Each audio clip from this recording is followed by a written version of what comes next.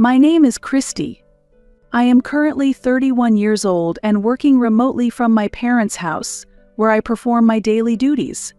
I do not have a boyfriend at the moment, and my family consists of my parents and my brother, who got married last year.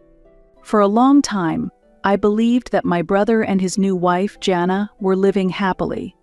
However, recently Jana has started visiting our house frequently.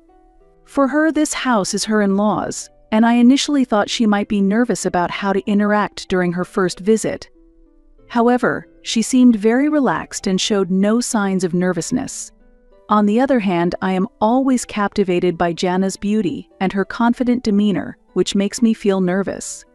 Jana treats me like her own sister, speaking openly and directly without hesitation.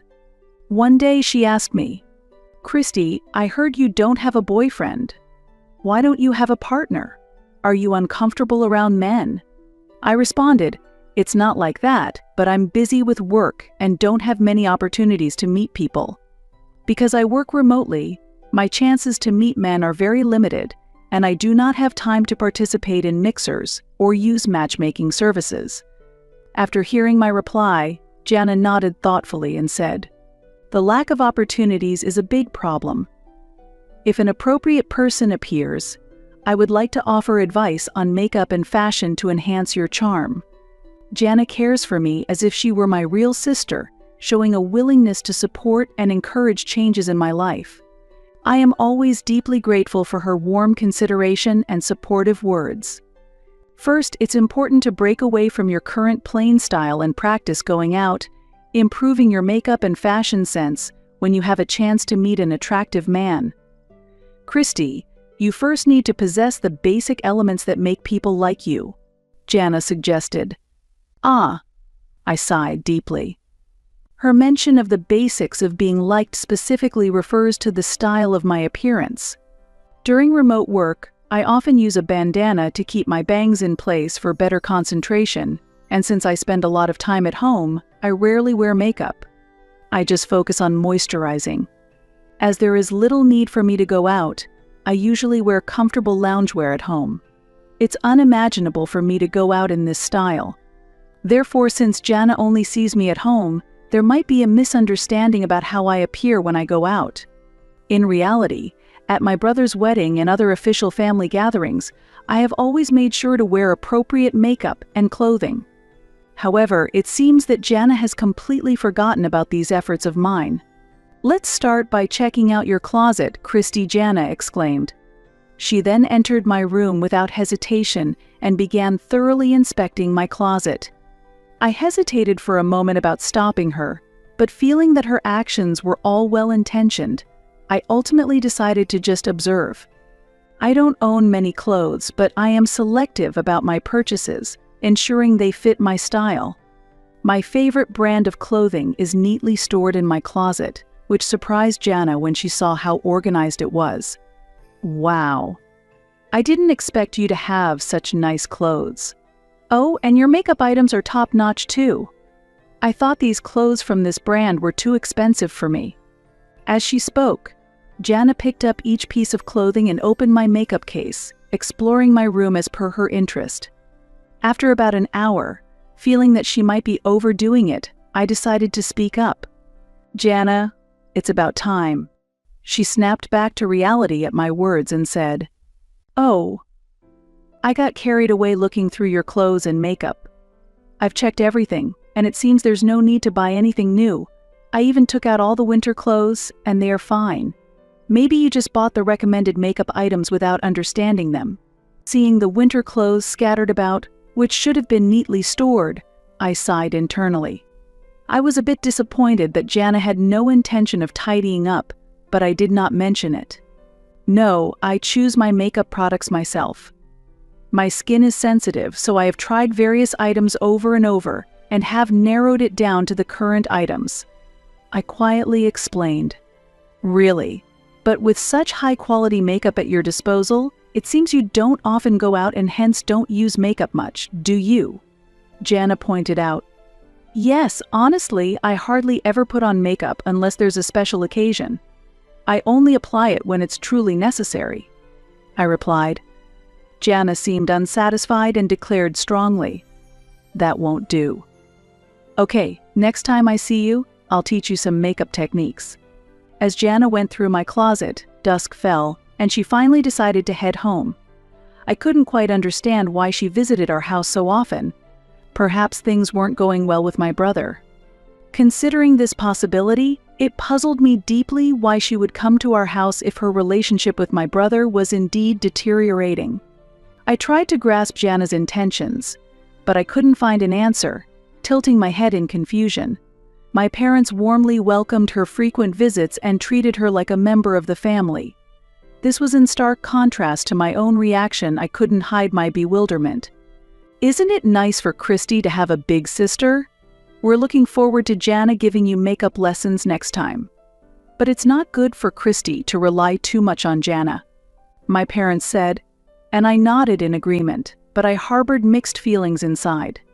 In truth, I have never actively sought makeup advice from Jana. My life is incredibly busy right now, and I don't have the luxury to prioritize romance, handling all my makeup needs by myself. Jana's offer to teach me makeup techniques was not at my request but sprang from her own sudden idea. From past experiences, I often find myself swept up in Jana's unpredictable ideas, and while my parents interpret this as her being kind to me, I honestly wish she would refrain from repeatedly intruding into my private space, as I want to focus on my work from home. Yet, I can't outright reject her because her actions are well-intentioned, and it's difficult to raise this issue with my parents, who are welcoming toward her. With these heavy thoughts, I returned to my room. As I neatly folded and put away the winter clothes that Jana had scattered, a realization struck me. "Wait, where is my favorite sweater?" I muttered to myself. A particularly cherished sweater was missing. I had no memory of discarding that sweater. Whenever I bought new clothes, I responsibly disposed of the ones I no longer needed, so I always had a perfect understanding of what was in my closet. As far as I remember, I had never parted with that favorite piece of winter clothing. In fact, it was purchased just last year and still looked nearly new. Therefore, I had stored my clothes properly in the closet. The last time that closet was opened was actually today, when Jana was rummaging through my room. During that time, I went to the living room to ask my parents to prepare some warm tea and snacks for Jana, leaving her alone for a while. Since I saw her bringing her bag into my room, if she had hidden something in it, there would be a reasonable explanation for her actions. However, suddenly accusing Jana of stealing my clothes might not be believed by others. I myself don't have solid evidence that she actually took the clothes, so there's nothing I can do. While I was almost resigned to helplessly accept the situation, I decided to take precautions to avoid the same scenario in the future. Anticipating her next visit, I purchased a security item. A month later, as expected, Jana visited my home and cheerfully declared, "Today, I'm holding a makeup class." She went straight to my room, began looking through my closet, and picked up a bag containing my cherished makeup tools. Next, she sat me down on the carpet in the room and began the makeup class using various cosmetics she brought.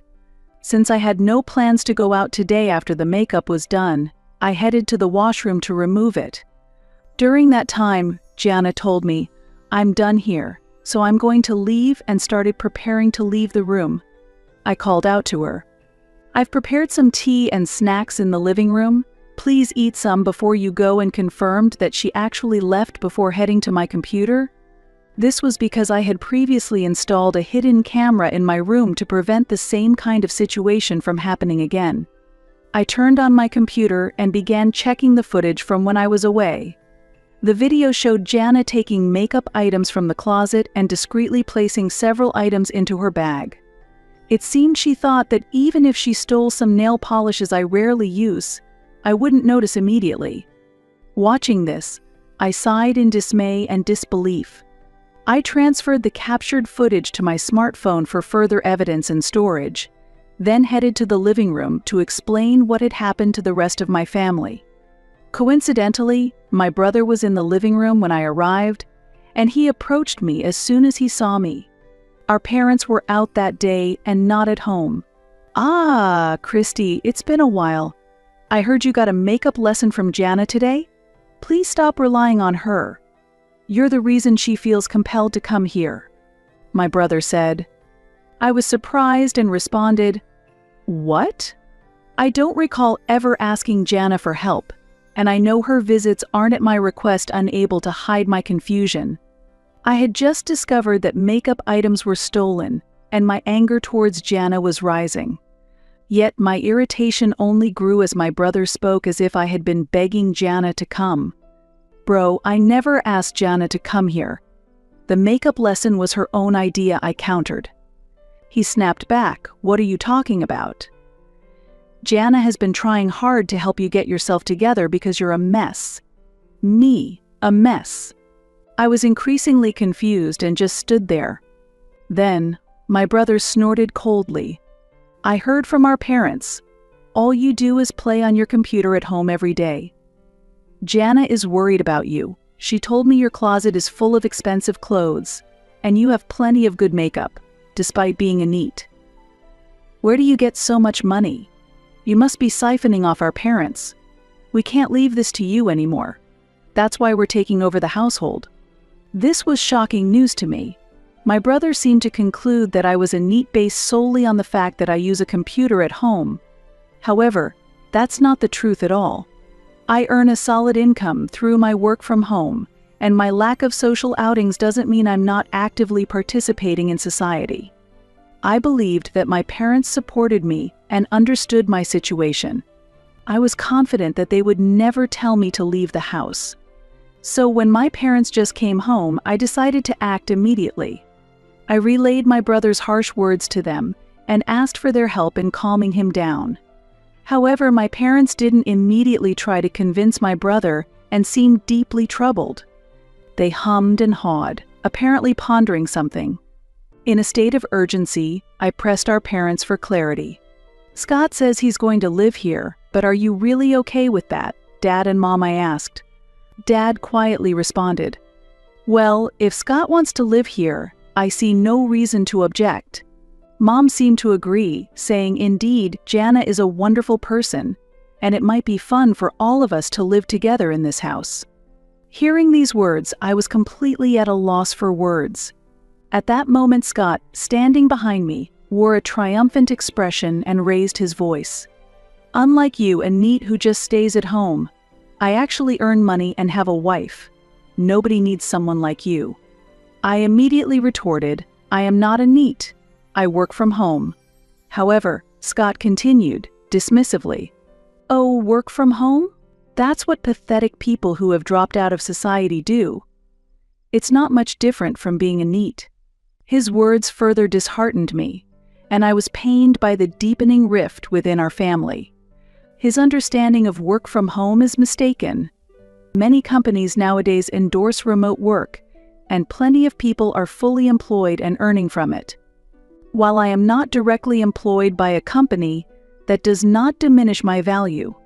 Still, being looked down upon as a NEET by my brother is unpleasant. "All right, the NEET who works from home, pack your stuff and leave," he said.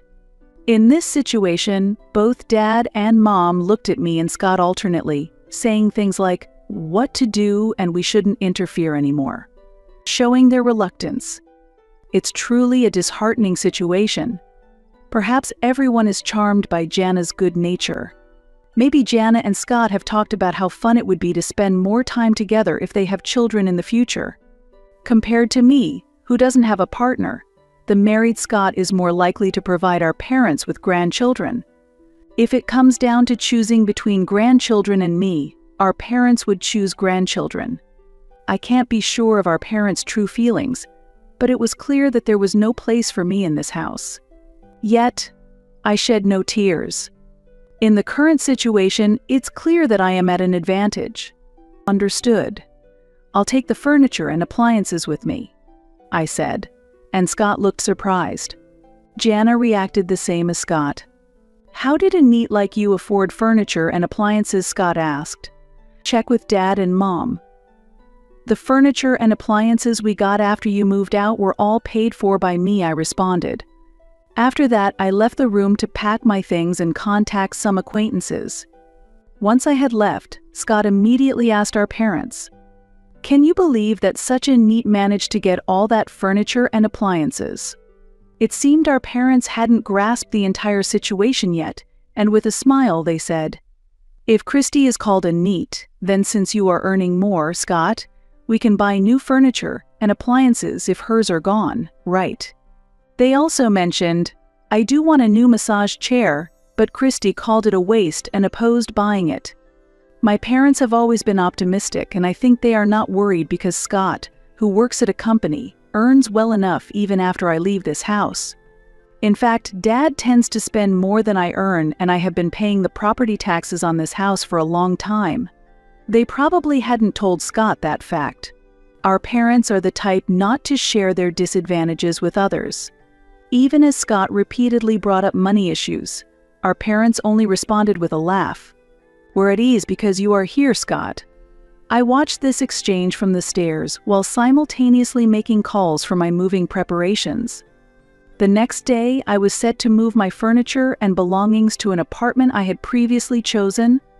I had asked several acquaintances to help with the move, and everything was planned to proceed smoothly. Scott and Jana were deep in conversation with our parents late into the night, but it seemed they were having difficulty connecting. Meanwhile, I took a brief nap and packed my belongings into boxes. The next day, with the help of my friends, packing was completed, and the movers arrived. Fortunately, a friend of mine owns the moving company, and since it was a slow period for moves, it was very helpful. As furniture and appliances were being moved out of the house, Scott and Jana looked stunned. I asked the movers to do a final check of the house, and after confirmation, the truck departed for my new home. "Ms. Christie, shall we head to your new place? I'm sorry for suddenly asking you to help with the move." "Don't mention it. When you said you wanted to set up a new writing environment, I promised to help. It's no trouble at all." "Writing?" Up until then, Jana, who had been silent in surprise, suddenly spoke to me. "Yes, I am actually a novelist. This man here is my editor. I've been planning to move out of my parents' house for a long time to create a better environment for writing. Someone would enter my room without permission and take my clothes and makeup. I wanted to move out sooner. But I couldn't because I was paying the property taxes on this house. That's when Scott and you came and started saying you would live here. I'm so grateful you are here to take care of our parents who love gambling. I don't plan to tell you all where my new place is. I can't stand the thought of a thieving sister-in-law coming over. Oh, and since this house is in my name, I plan to sell it." As I spoke, I pulled out my smartphone and played a video of Jana stealing my cosmetics and putting them in her bag. Seeing this, Jana's face turned pale. My brother and parents, who were not yet aware of her stealing, then looked at her with cold eyes. "Jana, it's not what it looks like." Scott said Christy was a NEET, and it seemed so wrong that a NEET would have expensive cosmetics and clothes. I thought I was doing her a favor by taking them. Regardless of her excuses, the fact remains she stole my things, and she is a thief. I shrugged and said, "Well, this is a good moment to cut ties with everyone." After that, I got into the car driven by my editor. Just before leaving the family home, Scott and Jana were arguing with our parents. If they started fighting in front of the house, the neighbors would surely intervene. I blocked all their numbers on my smartphone to ensure I wouldn't be involved anymore. Months later, during a book signing event, a gaunt Jana showed up with the clothes and nail polish she had stolen from me. "I'm sorry. I need help," she said. But I responded, "I'm sorry, but I don't know someone like you." Without taking back the clothes or nail polish, I left the scene. According to acquaintances, after the house was sold, my parents' brother and Jana started living together. However, my parents continued their wasteful spending just as they did when I was around. As a result, it seems Scott has stopped providing financial support since his income alone wasn't enough to sustain them. I heard that my parents suddenly became aggressive and started taking it out on Jana and Scott. Jana also started working to support their living, and she is so busy that she hardly has any time to rest, making the idea of having children unthinkable. Since I am no longer involved, I occasionally hear about their situation while I focus on my writing quietly at my new home.